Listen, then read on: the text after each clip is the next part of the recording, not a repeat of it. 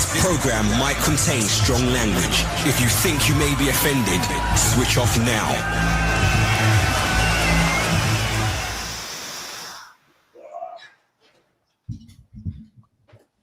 Hello, everybody. Welcome to WatchMojo and the Inside Podcast.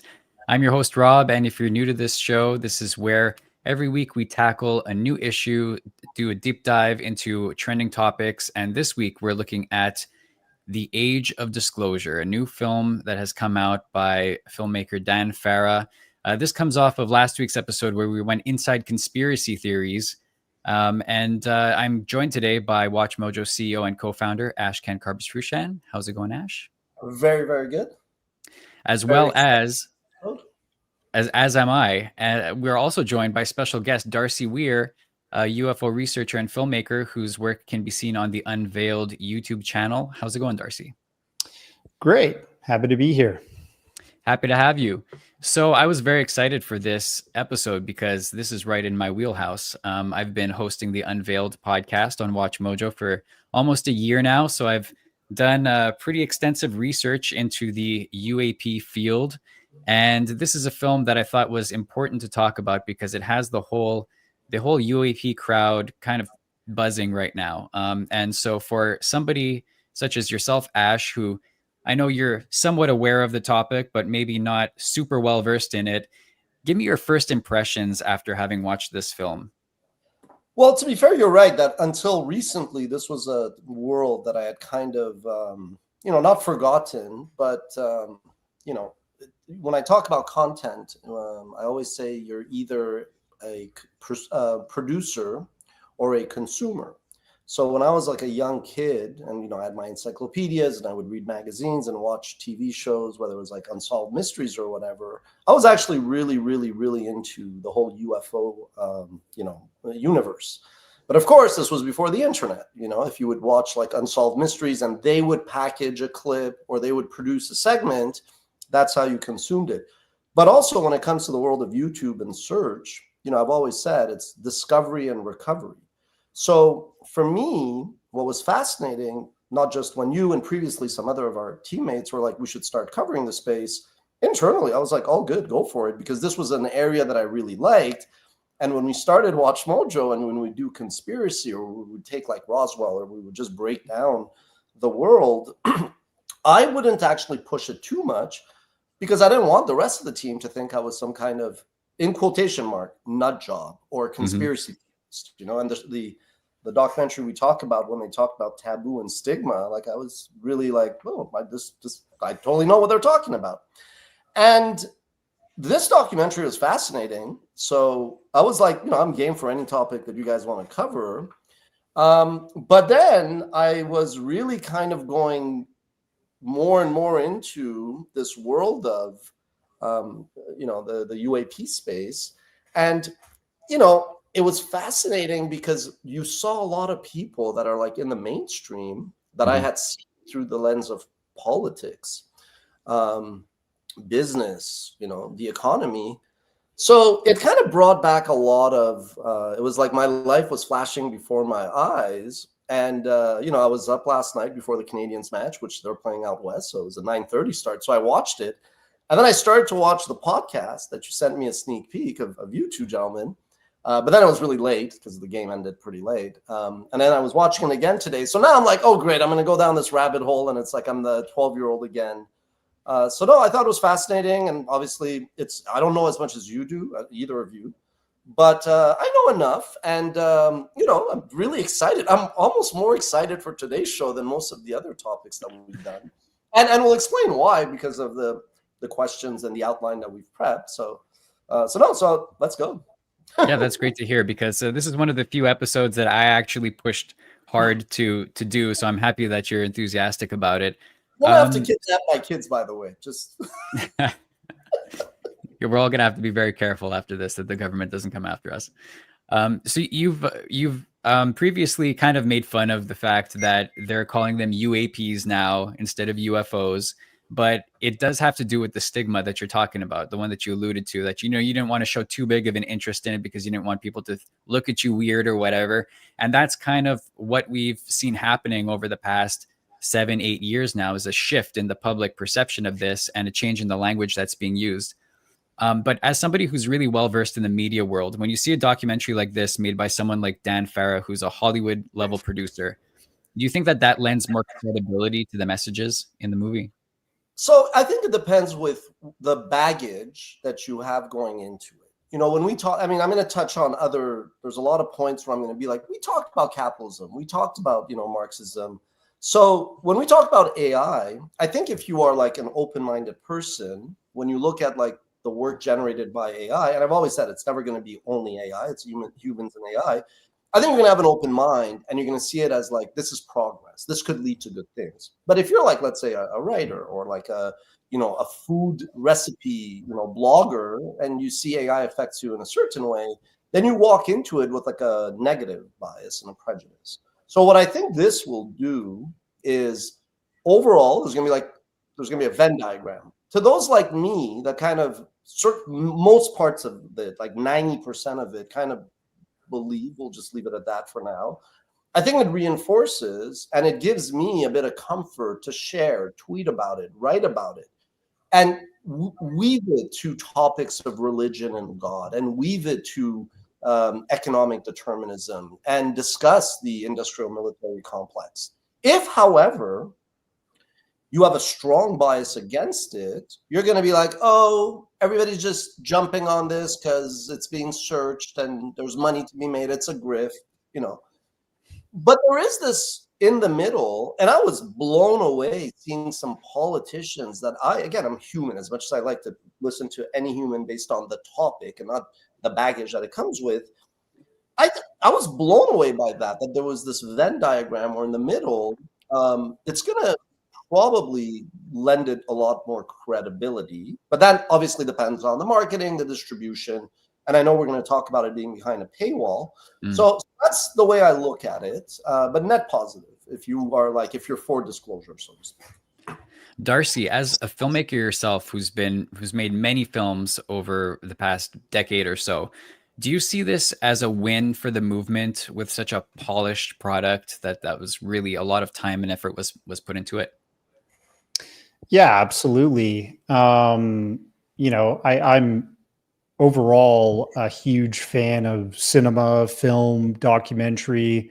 I watched a documentary series just last night, trying to relax, on Netflix about this like guy that swindled $650 million or something from Hollywood, pretending to be like this investment tycoon or something.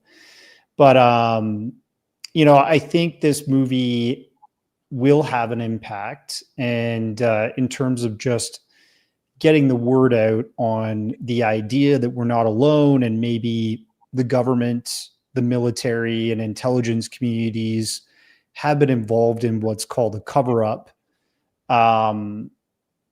This will definitely be a strong, green light in terms of spreading that word. And I think it's important for anybody, like Ash was saying, that's interested in disclosure. Like basically the idea of disclosure is the government comes forward and fully acknowledges and says, look, we're not alone. Aliens are real. And that's usually the president, that's thematically, it's supposed to be the president approaching a podium and addressing the nation and the world that this is a real phenomenon. Is that going to happen? It's anybody's best guess. I mean, if you scroll through Twitter or Instagram or Facebook, pick your poison in terms of social media, everybody is saying Trump's going to be the disclosure president. I think he needs it to take people's minds off the Epstein files, but that's a whole other issue. At the same time, it would be a net positive if that actually happens. And I think this film is a catalyst for that, because at the end of the day, what politicians historically do is they listen to the people, they see what is trending, and they make their moves based off of that. we have a trending movement in disclosure already on Capitol Hill, right? We have Eric Burleson, Congress members like Chuck Schumer, all of these Democratic and Republican lawmakers that literally are bipartisan about this one issue because it's existential. It's like groundbreaking if we acknowledge that we're not alone in the universe, right? Scientifically and consciously. So it'll be pretty interesting to see if this movie shifts the wave and really makes it something that's going to have to be addressed. I want to talk to you guys. I just laughed a bit when it's funny because I love hearing people's perspective when you're like, politicians listen to the people, because there's a lot of people that would say not really, but I think you're right. Net, that's what they follow because they want the vote. So you're right. But could you imagine Trump coming up to the podium, a la Abu Bakr Baghdadi died like a dog, and he just goes like that, blue-eyed? That would be, I don't know if that would lend it credibility or not. But anyway, sorry. That's why I was laughing. I was not at all disagreeing with what you were saying, but the idea of Trump at the podium was chef's kiss. Yeah, that was a moment that would go down in history forever and ever. So I would hope that it's not presented in a goofy way like that. It would guaranteed happen. I think he's when asked about this issue in the past, he's very meticulously sort of supported the pilots and the intelligence and military people because he knows that that's important to his base. But he's kind of walked back support in terms of whether he actually believes in aliens.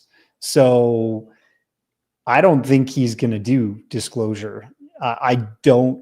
It's my opinion, and he could prove me wrong, and his administration could come in full force after they realize this might be the wave that they ride to gain more popularity. But let's see.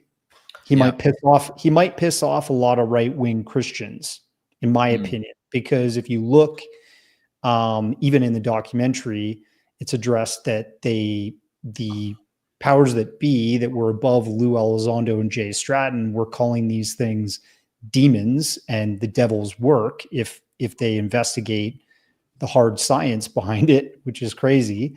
That seems to be the major stigma that's being fought in Capitol Hill, because there's obviously proof of this stuff on paper and video and pictures, but they don't want to address it because of religious stigma.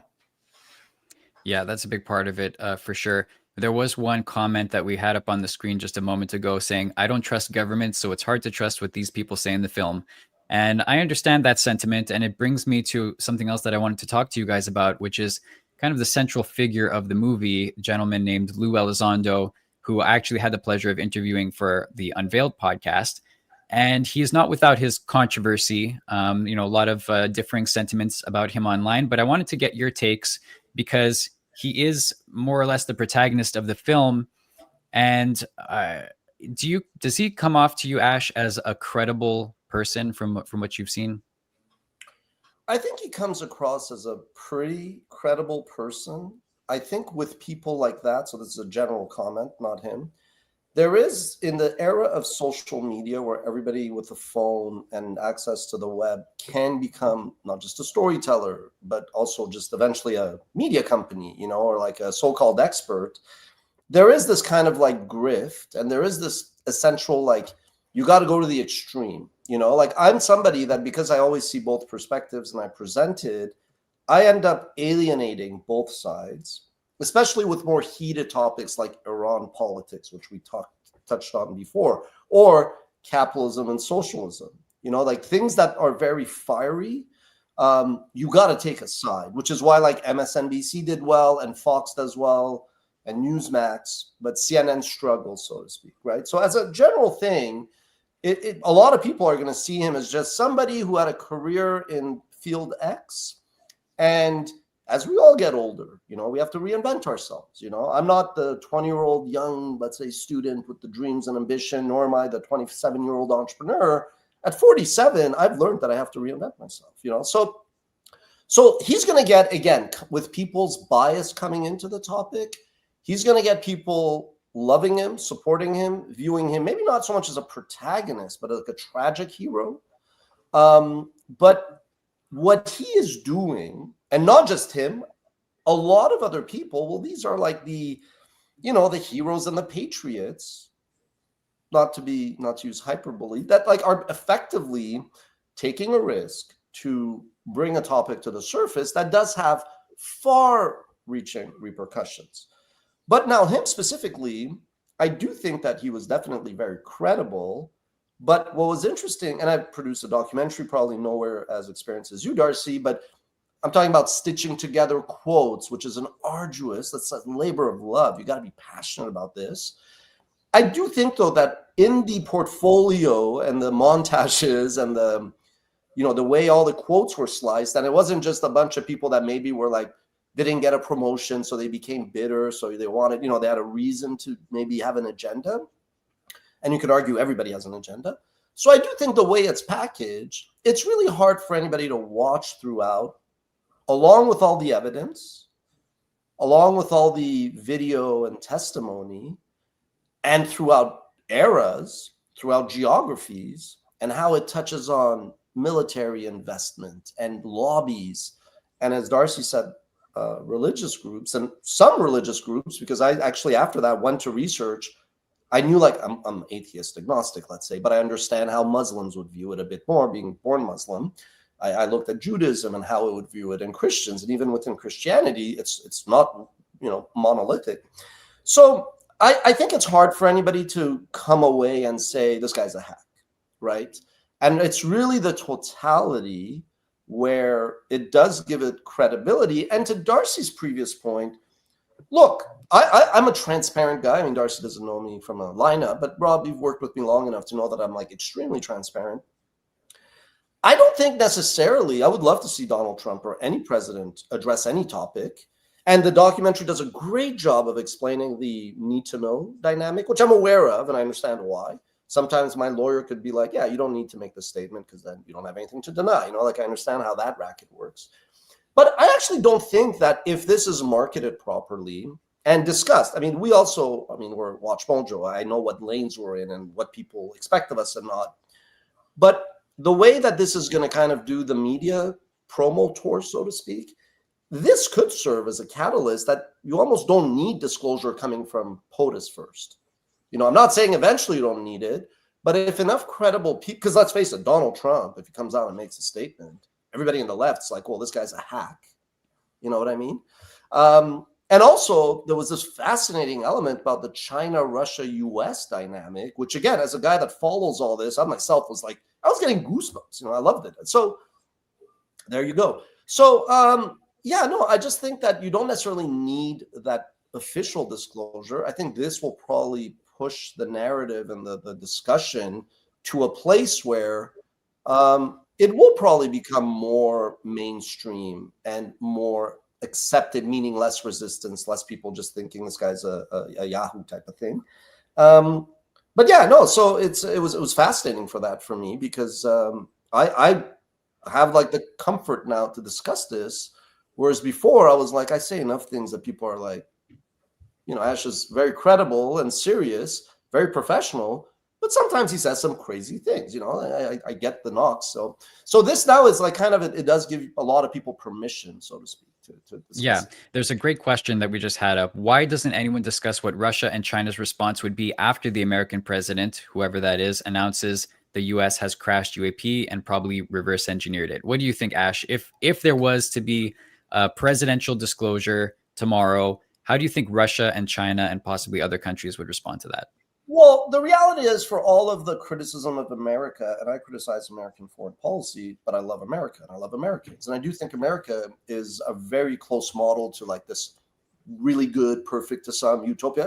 The freedoms in societies and the opportunities, again, there's a lot of challenges in America and the injustices. I know that. But But I think America is a more transparent place, like I think you heard all the politicians who were like, well, you know what, this runs, there was a African-American gentleman. Again, I should have I took a lot of notes, but I didn't take every name. He was like, us keeping the lid on this is not the American way. And I was nodding along, going relative to like where I was born in Iran. And because the doc touches on Russia and China. So I think if America came out and issued a statement, or imagine if Trump like summarized the whole doc, just saying there has been videos, there have been military people, whether I believe it or not, I'll believe it when I see it. Like he's not he's intelligent, but he's not serious like that. He cracks jokes, he's got his style. I don't think Russia and China would come out and disclose it because, for one, media in China is very different. It's China's a fascinating paradox in of itself. It's not North Korea at all. But what I'm saying is, it's not like their version of CNN or Fox or New York Times will have the permission or authority and freedom to just write about it, whatever. So I think the leadership of China may not necessarily have any incentive or need to address it. And I'll get to the why. And Russia is a little bit the same way, but Russia's a bit different because it is involved right now in a kinetic conflict with Ukraine. And it does need to project a different kind of ambiguity, because China tomorrow, there's the Taiwan thing, I get that, but China tomorrow, the odds of them going nuclear, not they are nuclear, but let's say going nuclear and striking somebody is launching nukes. They're going to be a bit more restrained. Whereas Putin is actually a very intelligent person, obviously, but Russia's involved in something, and that could spill over with NATO, ergo then America gets in. So I think Russia will want ambiguity. And the reason why I think that's really critical, and not critical, the reason why I think that is a pretty realistic scenario is what the documentary explained with, there have been probably these physical objects, the UAPs, that have also probably been dropped in China and Russia. And one of the gentlemen was like, maybe the aliens wanted to leave this there. And, it was fascinating. But so I do think, though, that if you follow that logic, that if some of these objects ended up, now the why, up for speculation, but I think if some of these objects did land in America and all these credible overall, as a collective, one person could lie, but it's hard, all of these things are all made up, then why would there not also be similar incidences in Russia and China, right? So I do believe that, this is not contained to America. I have a ton of questions, just to be clear. I'm also not 100%. I wasn't nodding with everything. As theories, I was like, okay, plausible, unlikely, probable, improbable, But I do think that China and Russia would probably prefer to let the world think that they have reversed engineer as much as America has, maybe even more, but without really saying anything because their media is different at the end of the day. Yeah, and I think most people agree that this is a global phenomenon and not central to the United States. There's probably many more countries, even besides Russia and China, that have worked on reverse engineering or recovered craft. Who knows? It's not. We focus this conversation often within the parameters of the United States just due to our location, but I'm sure it's very far-reaching, and it brings up the point of kind of the main narrative of the film, which was one of mitigating potential threat. And Darcy, I'll start with you on this because we kind of spoke about it in the podcast that is going to be released Friday, the Unveiled podcast that will be released Friday. What do you think about the narrative that was promoted in this film regarding potential threats? As much from the UAP that are legitimately of unknown origin, as well as ones that could potentially be originating from different countries, the sort of arms race between the global powers to harness this technology. What's your take on that? Sure. So just before I answer that, I will cascade into answering that, but I just want to address B.A. Touche's question, or statement before, I don't trust government, so it's hard to trust what people say in this film. I think you might be confusing things there, because the people that are addressing this issue in the film are saying they don't trust the government. They don't trust the military and intelligence community that has kept access to this information from the public. So these people in the documentary are saying, we have been exposed to the reality of UAP, UFOs, non-human intelligence possibly being here. We want that to be public. And that's the whole purpose of the documentary. They want to break out the secrecy and change the way things are going with the government. Because right now, yes, there is a lot of distrust with the government. I'd say, post-World War II, the government's favor is at an all-time low, right? Back in the day, after World War II, the government might say, jump, and most of the populace would say how high. But nowadays, internationally, governments are not trusted. And we live in the age of information. And part of that information is disinformation. The government can be part of that disinformation, or they can be part of the proper science and exploration information age that we're trying to get to, right?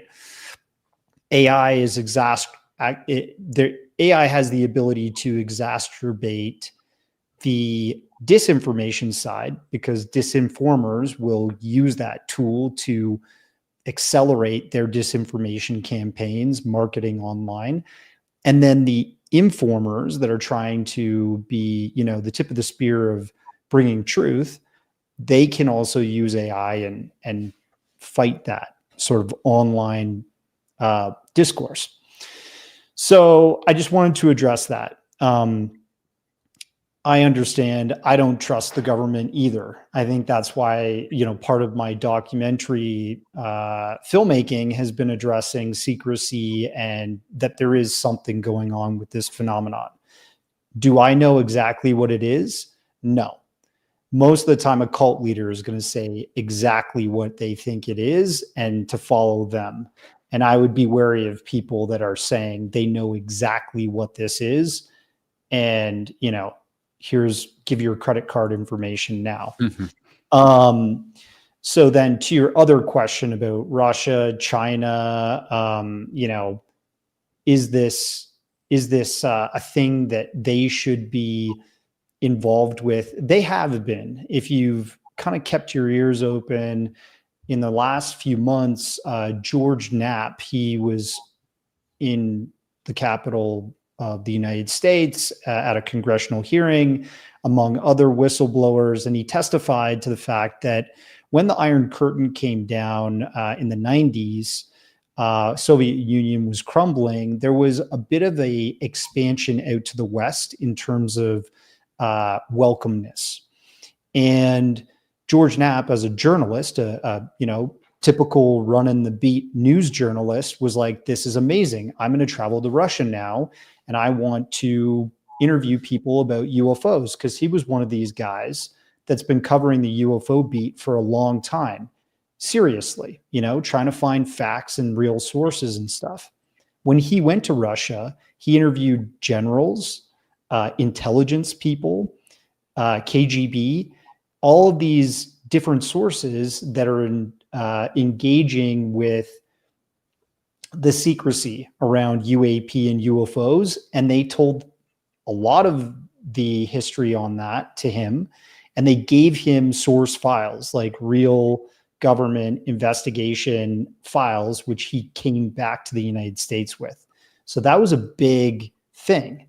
And at the congressional hearing, he was saying, like, the Russians had their own crash craft retrieval program. They were trying to shoot them down too. They were trying to reverse engineer them, just like allegedly the Americans have been doing with, the S4 Tonopah test range, Area 51 stories.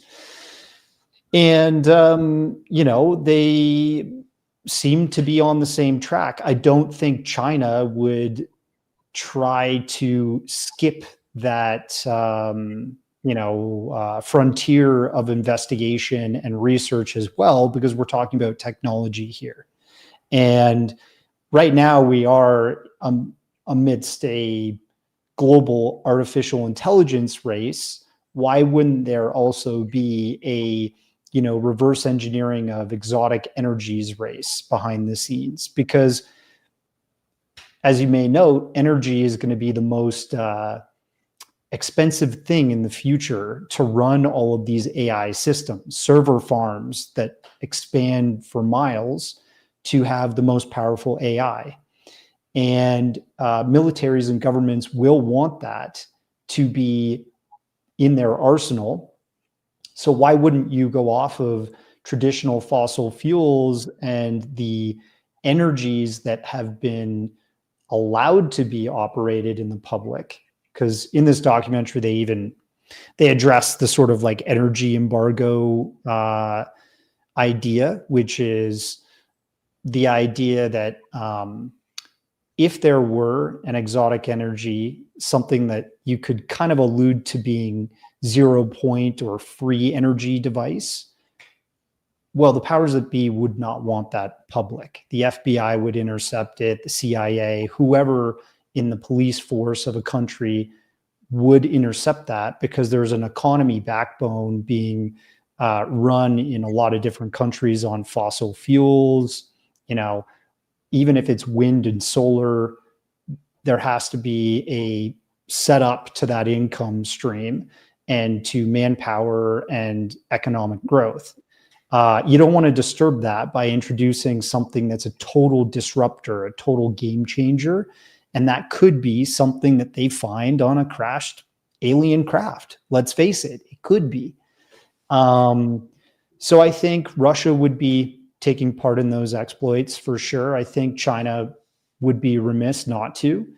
And I think the United States has been. I can't prove it for sure, but I have seen CIA papers where this you can prove, and I can share that with people if they ever want it. I have this PDF copy of the CIA saying that they would intercept in the 70s companies that made innovation in solar panel tech that was more than 20% efficient.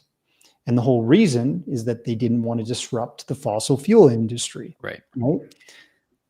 Yeah. And we've heard many stories, or at least I've heard, of people inventing different devices, we call it 0 point energy, free energy, or whatever. And then those things they disappear, or those people disappear, bad things happen to them. Like there's been, like even going back to Nikola Tesla and what happened to him, basically. Union Oil bought all of his patents when he died. Those are gone.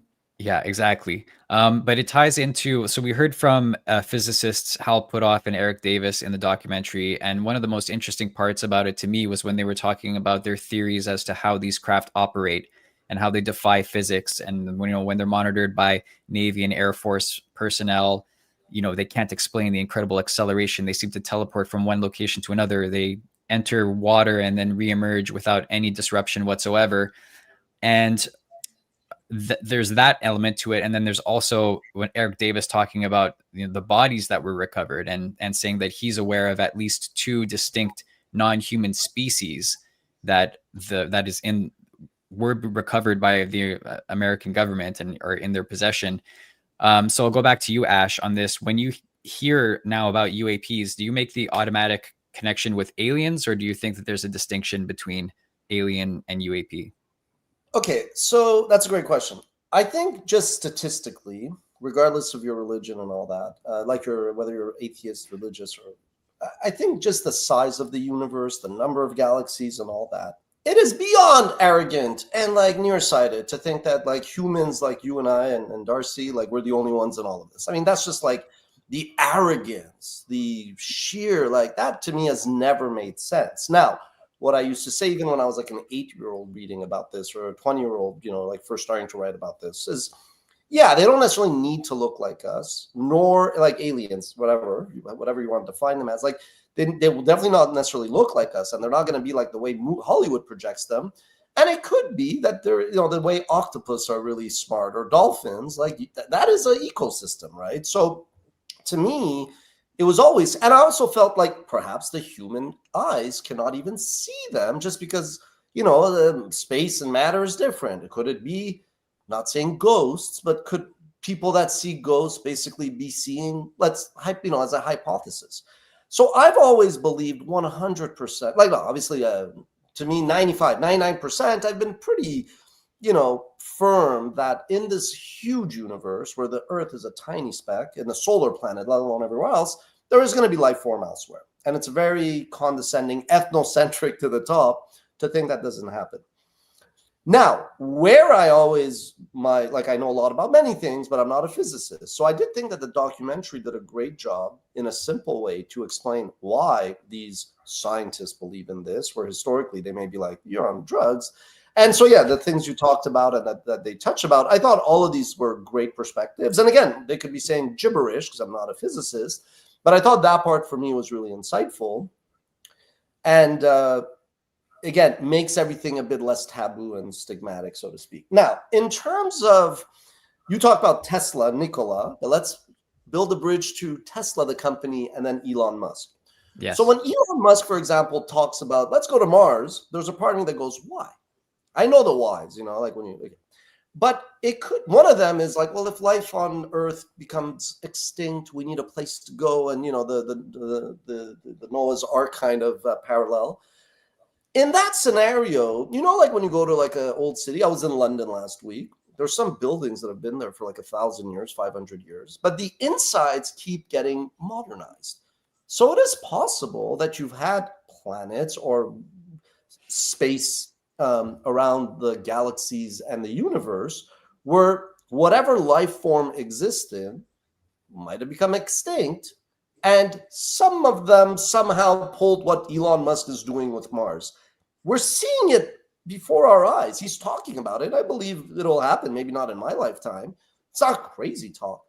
So it could simply be that this was a form not just of life existing somewhere, but you could argue maybe even humans who lived on a planet Earth 1 million years ago, a meteorite hit, everybody died, and some, you know what I mean? So there's a lot of ways that you could get from point A to point B without it being like, oh, a funny looking blue person with horns, even though that could be what they look like.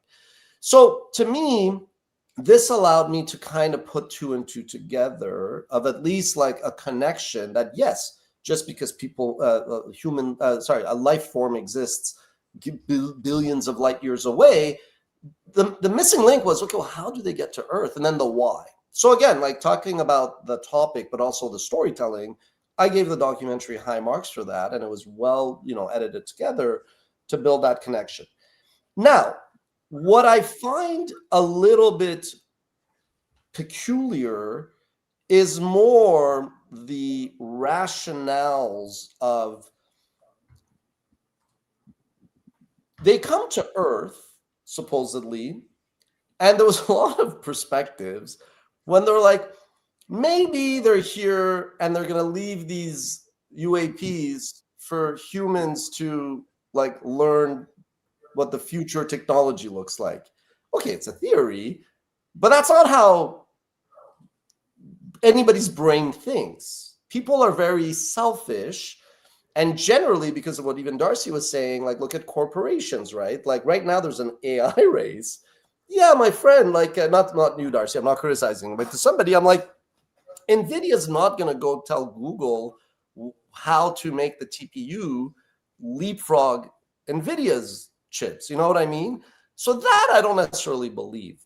What I did think was interesting was more the ant analogy. Like, hey, these bastards on this planet Earth have been killing each other for thousands of years. They're not stopping. Oh, they're now, and it's true, in the last 80, 90 years, there's been more progress than ever before. So it could be like, these mofos are not just killing each other, but if they're killing each other, well, they're not going to have a hard time killing us if they could get enough of the technology. And look at this guy, Elon, who's now talking about space. So again, as a theory, that to me is more plausible, that they're coming to be like, hey, we're watching you. You did Hiroshima and Nagasaki, and we thought you would stop there. But now you're starting to kind of like, step off, like just cool it, So that was like for me, whereas there's all these theories about aliens and there's all these theories about why these UAPs are, coming down and to like below the Earth atmosphere. But it all was presented pretty well, like the physics, the incentives, the connection between the two. But again, with the caveat that there's some people that are going to see this or hear about this and go, this is crazy talk. I'm sure, like, I'm going to probably put a post of this on LinkedIn. Yeah, people I work with in the field of finance and media, they're like, Ash, I didn't know you were a whack job. So again, it goes back to, no, I'm being harsh. I'm not saying I view it that way. You both were almost like, oh my God, it's like I use the N-word. You're like, you got to. No, I understand why you say that. And I just think probably there's a lot of people like yourself who would assume that they would be judged for it, but I don't know. I think the tide is kind of turning, to be honest. Like, I'm not sure there's that many people out there who but there's would also judge you. But there's a difference. Like, let's be fair. Again, we're touching on previous themes. Like, Rob, you work at a media company. Darcy, this is like your area of expertise. I'm a CEO. I'm not looking for a job tomorrow. But if I was like a director of marketing and tomorrow I want to go apply to a VP of marketing job, forget applying to the Boeings, even if it's just to go sell cookies. Yeah, there could be a hiring manager that's going to be very much biased against you. So go back to your first question when you asked about the protagonist. Well, yeah, I could see how these people are stigmatized and these people are scapegoated and these people are cast as yahoos and whack jobs, right? So again, this is why I also call them, well, these are the heroes and the patriots that see a threat and they just want more transparency. I just want to touch on one thing because I think it's what Darcy said, and I wanted to just be like, yeah, giddy up. I think the mistake is thinking like this is a homogeneous group with the same incentives and the same beliefs. And again, I'm repeating myself, but the documentary did a really good job of explaining the why and why some people are speaking up and like what is the explanation of both the life form and the actual UAPs. And so I think, frankly, this already, not to reverse what I just said, I do think that this has become less of a stigma. Like one of the reasons why I also don't push this that much on WatchMojo, I mean, since you, and again, we had other team members that were always into this and we'd occasionally talk about it. But I think because I'm like, yeah, a lot of people talk about this, like there's a side of me that goes, I don't think this is that taboo either. There's a side of me that goes with just the beauty of the internet and the access to information that it's pretty much like probably more mainstream accepted the view that, yeah, there probably is life form out there. It is possible that there have been these UAPs. But I think what is like the question is the why and the who and what it means. And are these like advanced life forms? Like when one of the interviewees was like, is this time travel?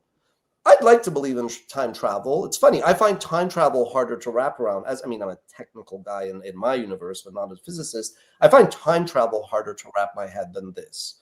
So I just think that's where some of it I still go, yeah, that part I'm not so sure.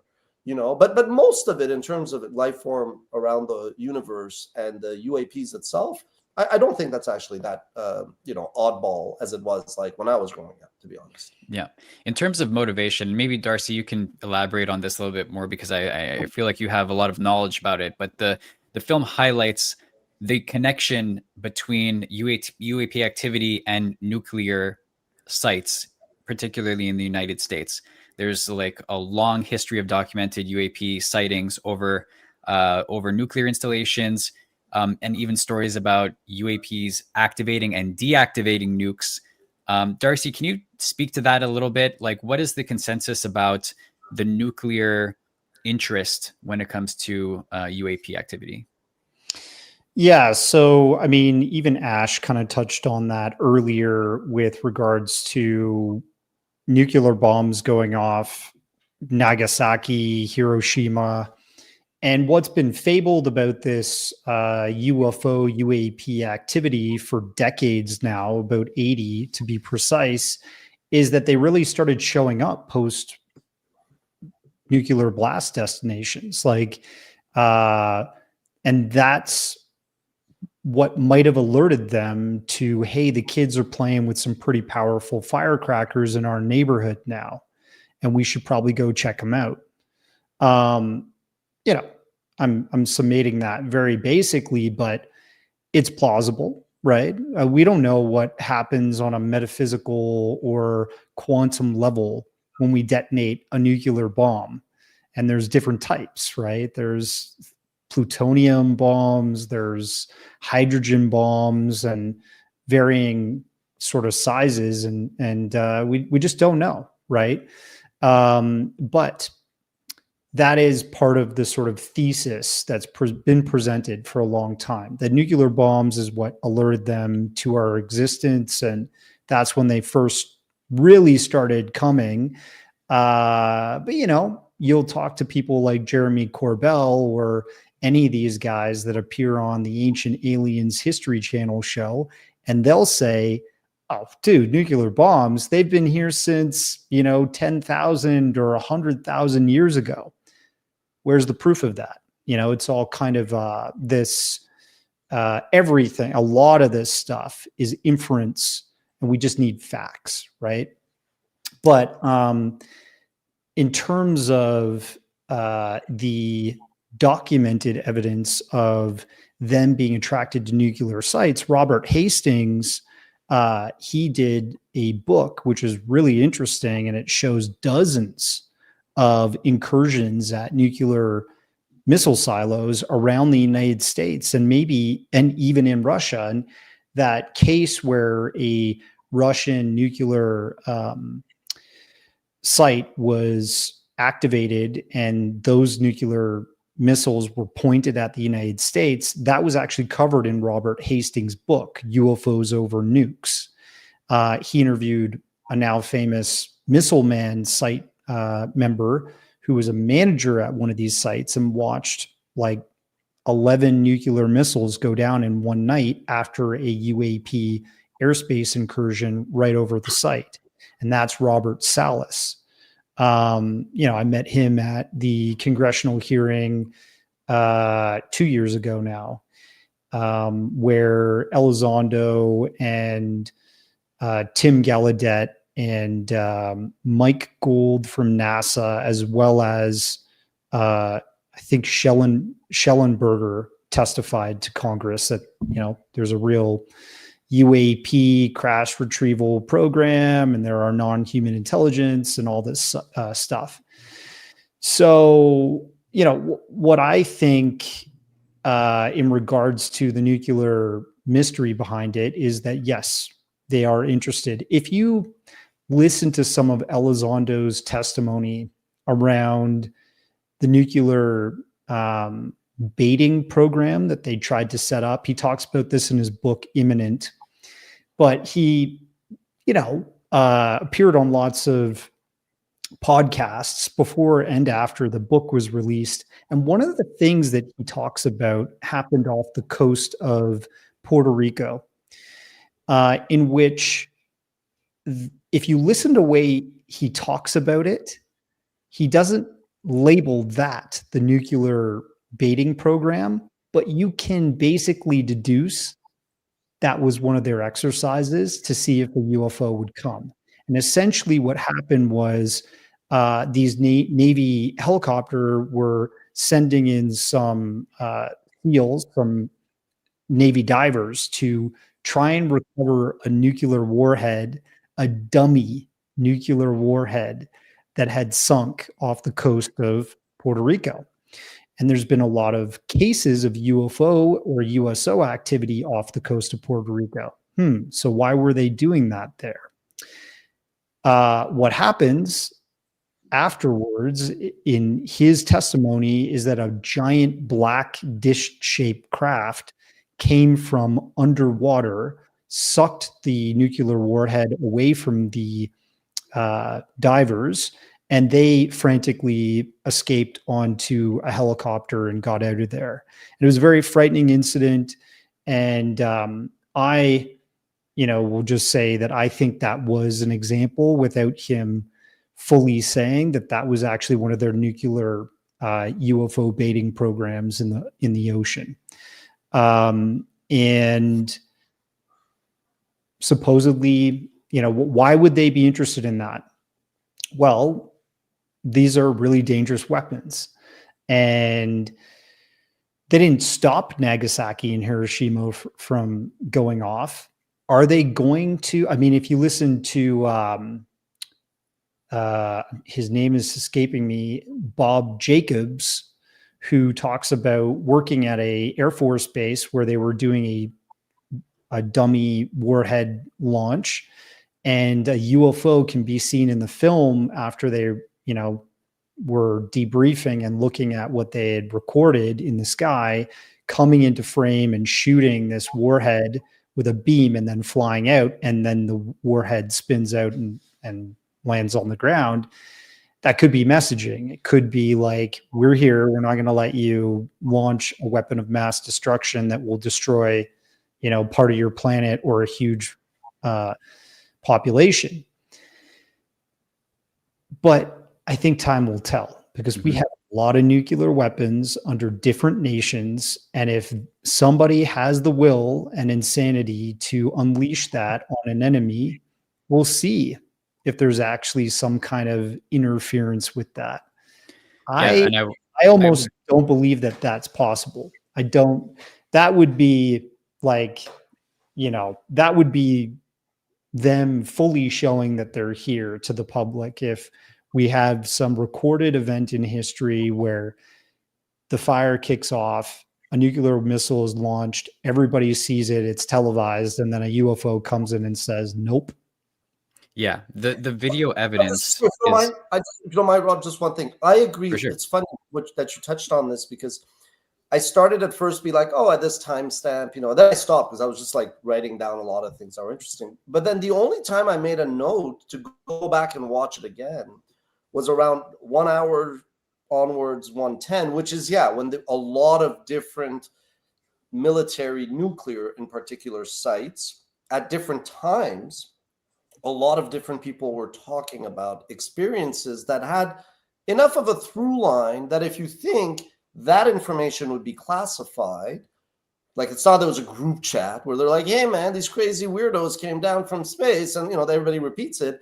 That's when I was like, okay, this is really interesting, because and then the argument of then, well, why would these aliens come down now?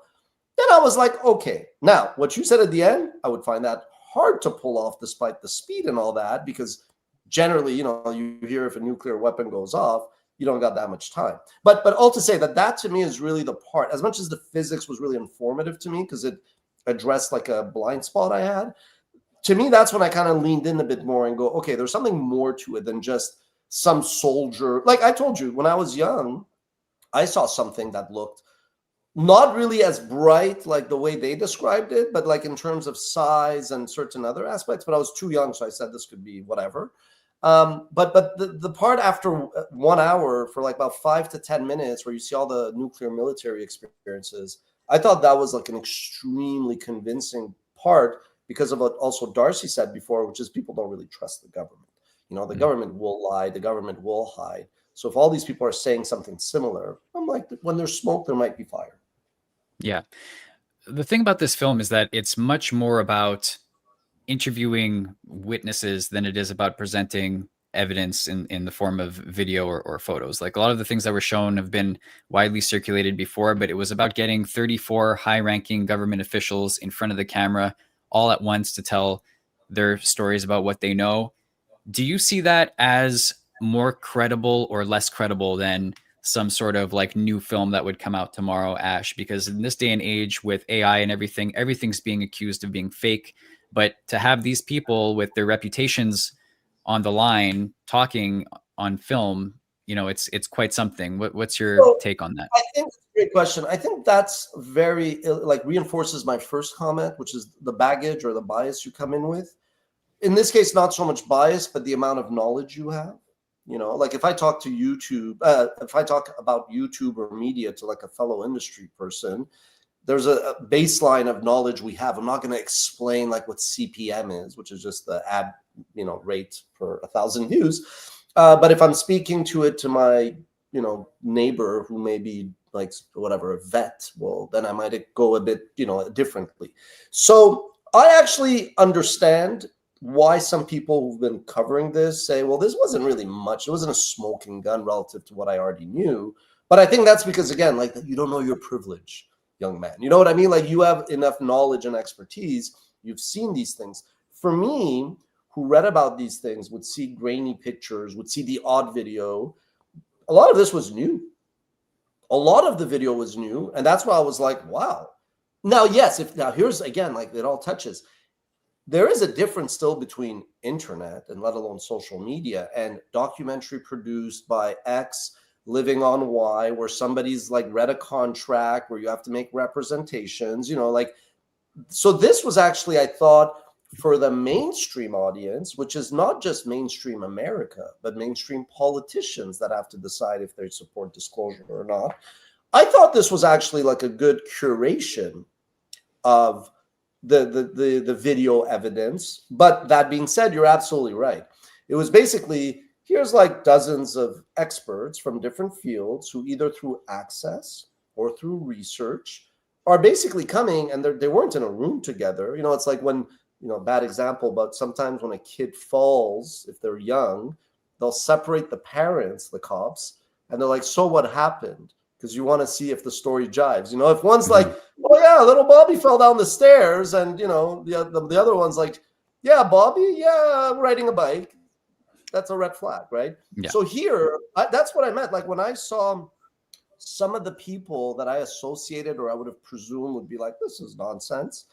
It did do a convincing job. But again, if you have a strong bias against it, you know, as Darcy said correctly, like if you are a Christian, you know, super hardcore right-wing, like religious person, very different than if you're probably an atheist, and et cetera, et cetera. So I actually thought it was a good balance. It didn't go so into the weeds. Like if you, that part you said where Elizondo was actually like the professor, you know, like I thought that and I know as a storyteller why they had to do that, because we're like, where's the B-roll? You know, you can't just be sitting there and talking.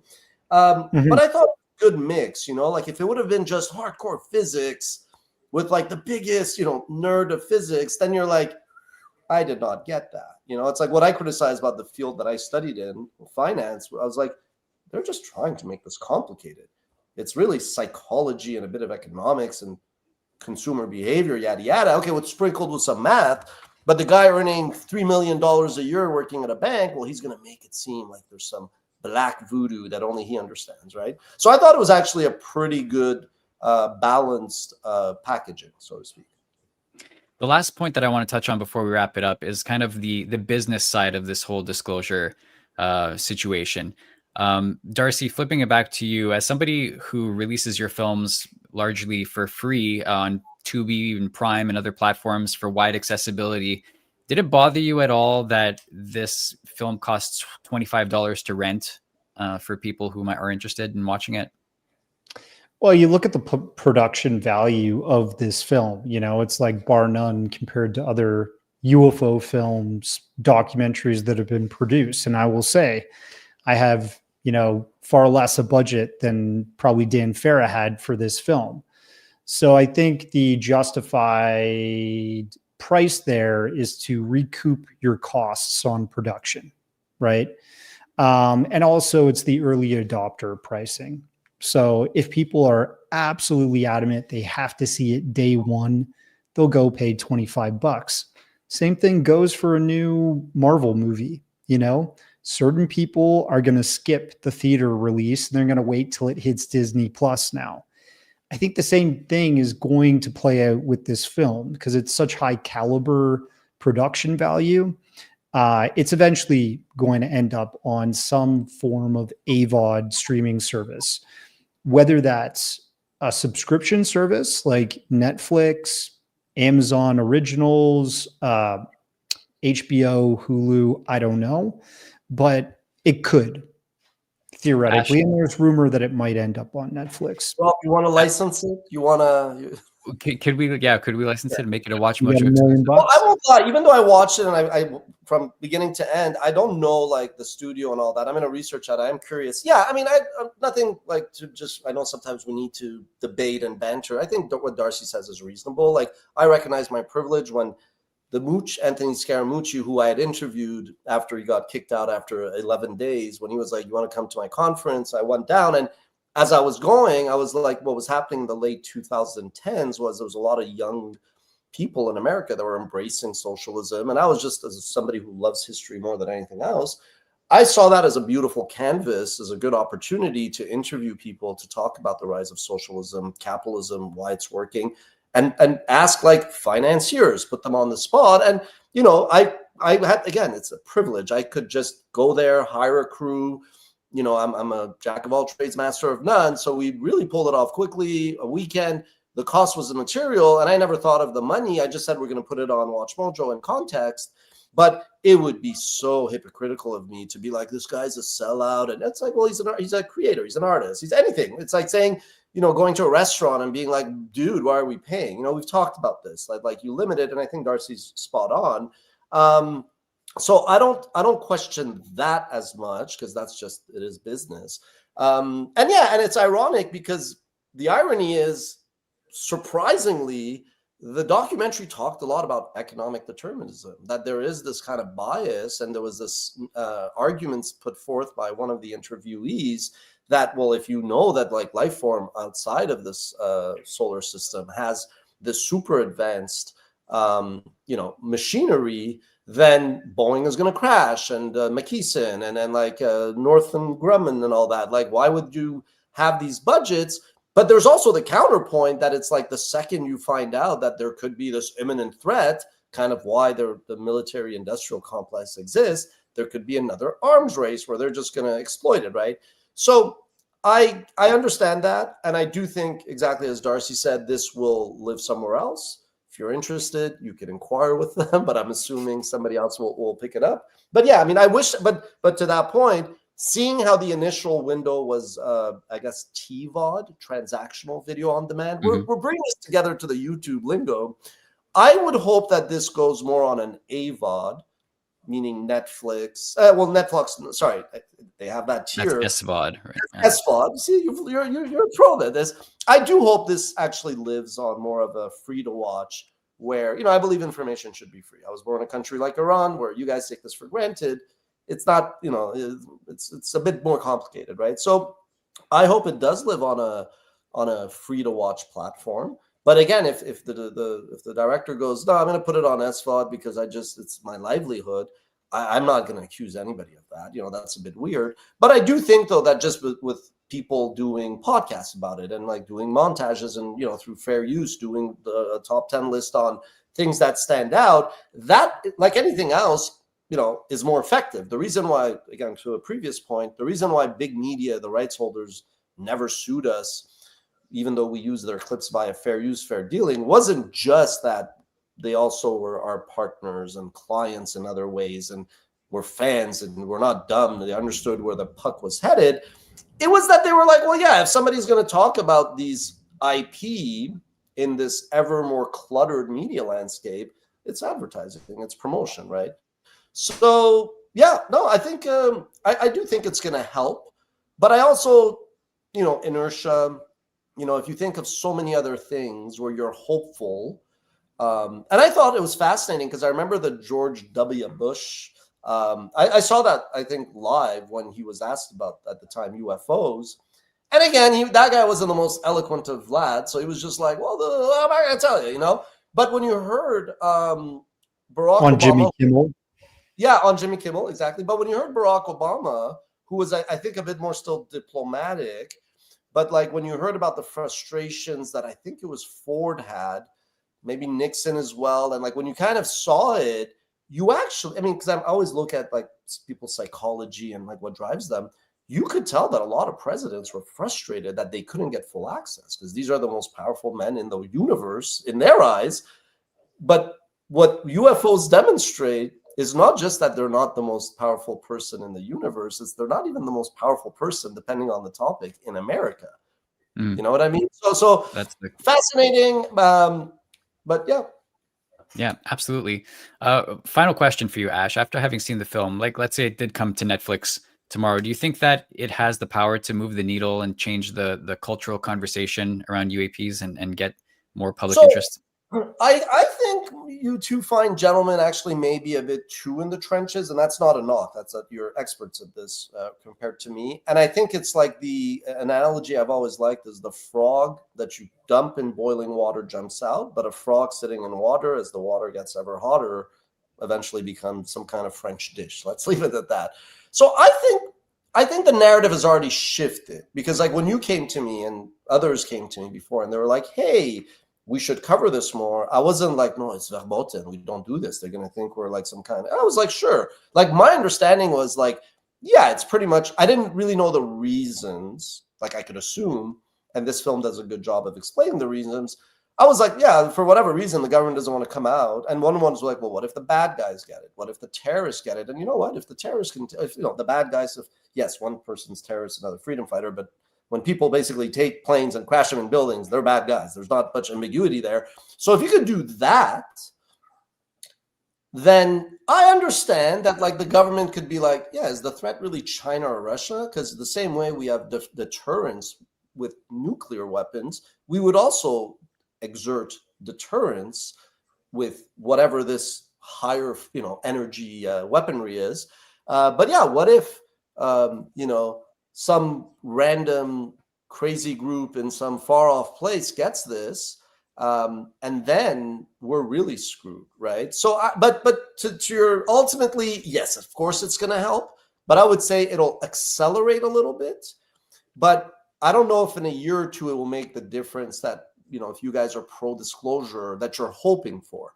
But I think this will be just the latest step in what started when I was a little 8-year-old that cracked open the World Book Encyclopedia. And maybe I was searching like Uranus, not to be childish, but the first word I thought was you. Well, I'm sorry, just Uranus. because it's so related. Uranus. Is it? I don't know. Okay, no. But then I come to UFOs, and then my imagination takes over and all that. So I just think this is the continuation of what we've seen probably from the mid 20th century, where it's going to continue and continue.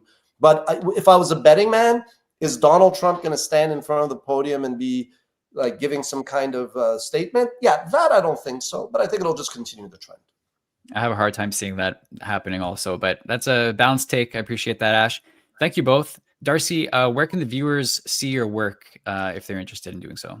Yeah, they can tune in to some of my stuff on YouTube, at Occult Journeys, Twitter, at Occult Journeys, now known as X, Instagram, Darcy Weir Films, and my website. I have all my posters. If you click on the poster, it'll take you right through to a site, usually to watch the film for free.